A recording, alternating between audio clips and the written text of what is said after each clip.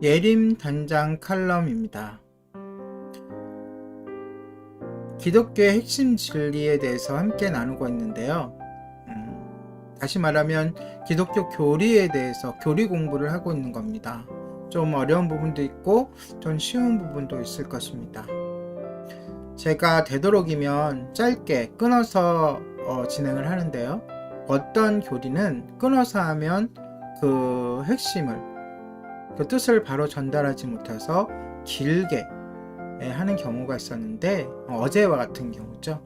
오늘은 58번째 선택과 유기에 대해서 오늘과 내일 양일간에 거쳐서 짧게 끊어서 나누어 보도록 하겠습니다. 어제 나누었던 예정은 이중적입니다. 즉 선택된 자와 유기된 자가 있다는 말이죠.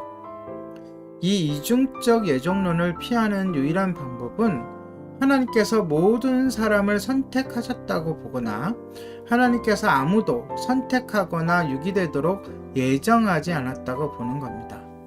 그러나 성경이 분명하게 선택을 예정하셨다고 가르치고 보편 구원론을 부정하는 한 우리는 예정을 이중적으로 보아야 합니다.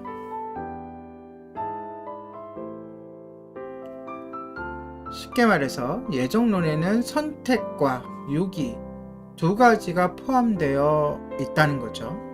따라서 성경을 진지하게 살펴본다면 이중적인 예정론을 피할 수 없습니다.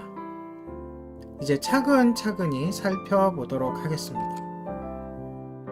어떤 사람들은 이 이중의 예정론을 양면이 동전 양면같이 동일한 인과관계로 봅니다. 즉 하나님께 선택받은 자들이 하나님의 강권적인 하나님의 은혜로 믿게 하시는 만큼 또 유기된 자들이 믿지 않게 하나님이 않게 하는데 대한 책임이 있다는 것이죠. 믿게 하는 만큼 관여를 했다면 믿지 않게 하는 만큼 관여를 한다는 것입니다. 이것을 애정론의 적극적 능동적 관점이라고 부릅니다. 적극적이고 능동적으로 하나님이 개입하신다.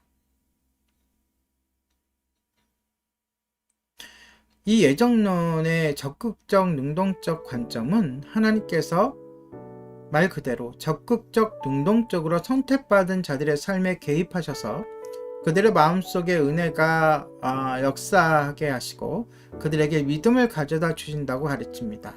또한 유기된 자들에게도 하나님께서 그들 마음속에 죄악이 역사하게 하시고 그들이 믿음을 갖는 것을 적극적으로 방해하신다고 합니다.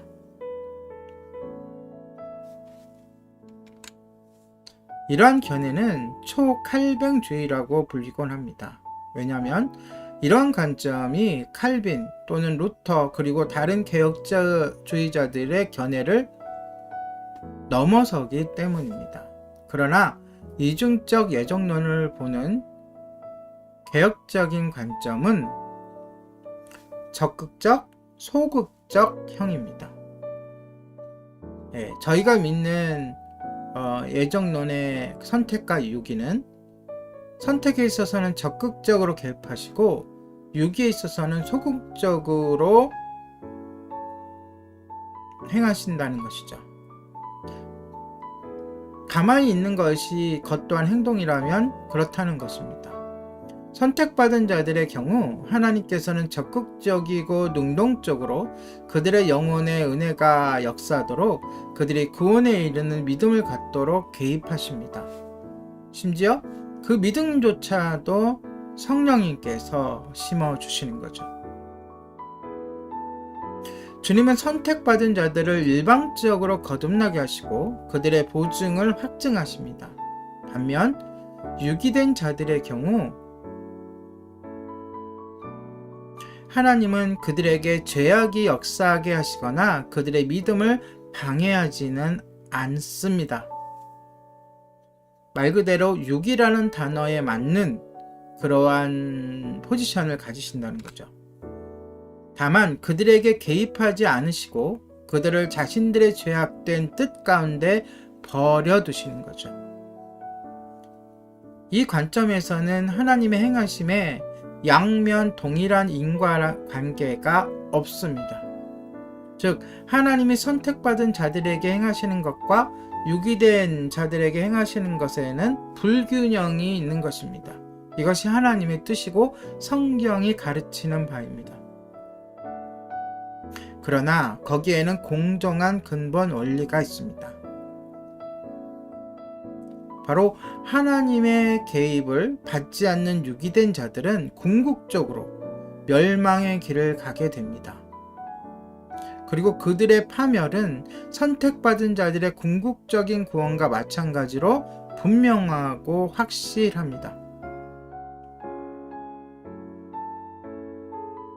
그러니까 원래 우리 인간은 하나님의 개입이 없으면 자동적으로 파멸의 길, 멸망의 길로 갈 수밖에 없었던 것입니다.